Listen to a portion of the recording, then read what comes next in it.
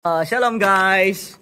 Ayan, magandang gabi sa ating lahat. Binigyan tayo ni Sis Mikey ng isa sa mga fruits dito sa Israel. Ayan fresh pa to. Green.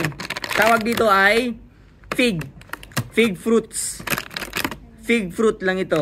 Siyempre kung dalawa, may S na. Fig fruits. Actually, nakakain na ako. Nakatry na kami nung nakaraan. Dati pa. Kami ni Ronald, pero ngayon naman ulit kasi mas gusto ko yung yung na dry na, mas masarap yung dry na. Pero may mga masarap pa rin daw ito, try natin, subukan natin ulit ngayon, 'di ba? Yung matigas-tigas yung kakainin natin. Kinakain niya yata to lahat eh. Kinain mo to lahat, no? Pinikainin lahat, no? O, kinakain lahat. Pero siya, tingnan mo, malagkit-lagkit siya. Malagkit siya. Ito yung mukha niyo. Ha? Hugasan mo muna. Ay, di pa pala nahugasan, kaya malagkit. Hugasan muna natin. Kaya pa. So ayan, nahugasan na natin. Siyempre, isa lang yung muna yung kakainan natin. Baka sumakit yung tiyan natin. may biyahe pa tayo bukas. Fig, mga kapatid. So very familiar po ito sa Bible. Sa mga common trees in the Bible ay yung fig.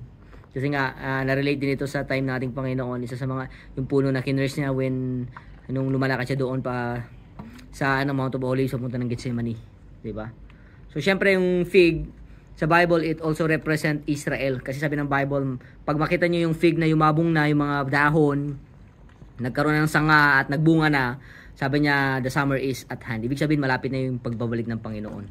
So ibig sabihin ang fig kasi kagaya ng Israel, kung makita niyo yung Israel na nagyabong na, nagprosper na, nagkabunga na, pinagpapala na ngayon, naging pagpapala pa sa ibang bansa, ibig sabihin malapit na yung pagbabalik ng Panginoon. Tikman natin.